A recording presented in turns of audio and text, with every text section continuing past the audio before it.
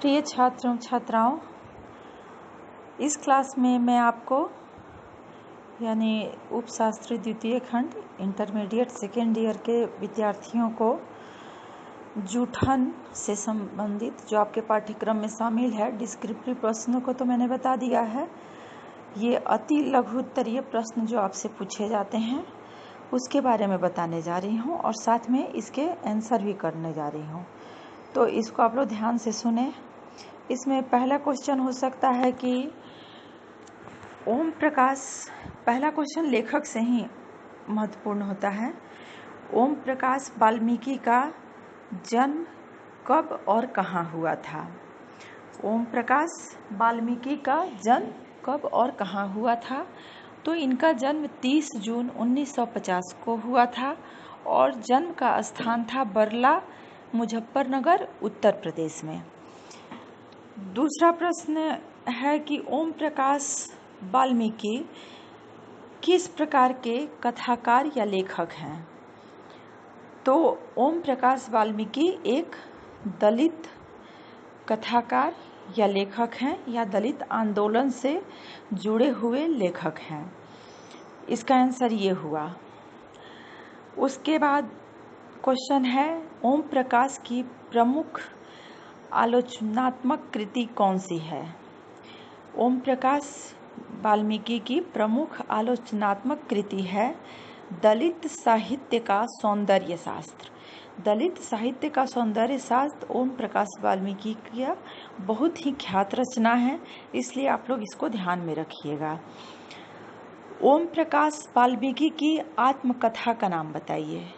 तो ये मैं आपको पहले ही बोल चुकी हूँ कि ये जो जूठन आपके पाठ्यक्रम में शामिल है, ये इसका कुछ अंश आपको पढ़ना है। ये एक आत्मकथा है जिसमें अपने पूरी जीवनी को उन्होंने लिखा हुआ है कि बचपन से लेके और अपनी सफलता पाने तक के जीवन को व्याख्यायित किया है।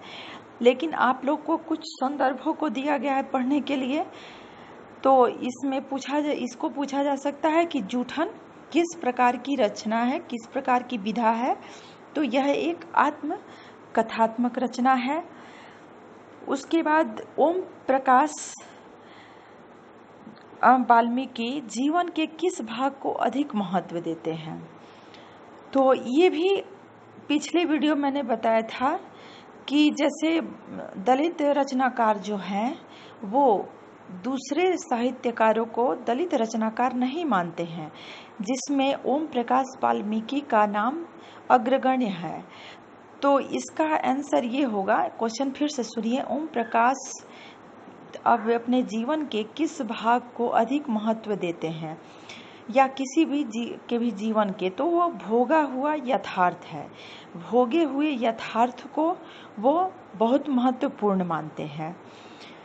जूठन के हेडमास्टर का नाम क्या है?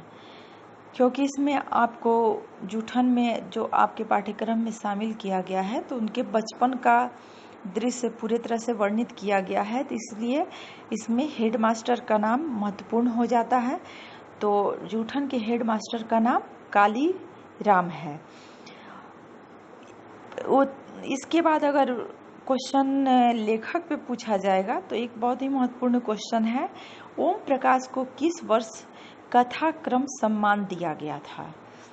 किस वर्ष कथाक्रम सम्मान दिया गया था? तो ये सम्मान इनको 2000 ईस्वी में दिया गया था। इसके बाद भाभी के कौन से कथन ओम प्रकाश को गंदगी से बाहर निकाल लाए? तो इसका व्याख्यायित पंक्ति भी है ये, जो मैंने पीछे बताया था कि जिसमें वो अपनी सास से बोलती है कि माँ इनसे ये काम न कराओ, हम लोग भूखे रह लेंगे, लेकिन इस गंदगी में इनको न घसीटो। तो ये बहुत ही इम्पोर्टेंट क्वेश्चन है। ये आपका ऑब्जेक्टिव भी हो सकता है, अति लघु उत्तरीय भी हो सकता है और व्याख्या की पंक्ति भी हो सकती है। उसके बाद से ओम प्रकाश वाल्मीकि ने किस नाट्य संस्था की स्थापना की थी? क्योंकि लेखक से संबंधित प्रश्न बहुत पूछे जाते हैं, तो ये प्रश्न महत्वपूर्ण है। इन्होंने मेघदूत नामक नाट्य संस्था की स्थापना की थी।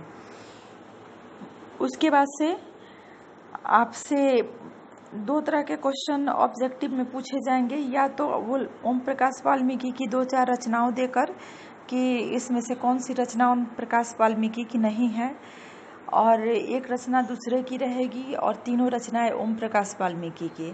दूसरा पैटर्न ये हो सकता है कि इसमें से कौन सी रचना ओम प्रकाश वाल्मीकि की है, जिसमें कि 3 रचनाएं अन्य रचनाकारों की होंगी और एक ओम प्रकाश वाल्मीकि की होंगी।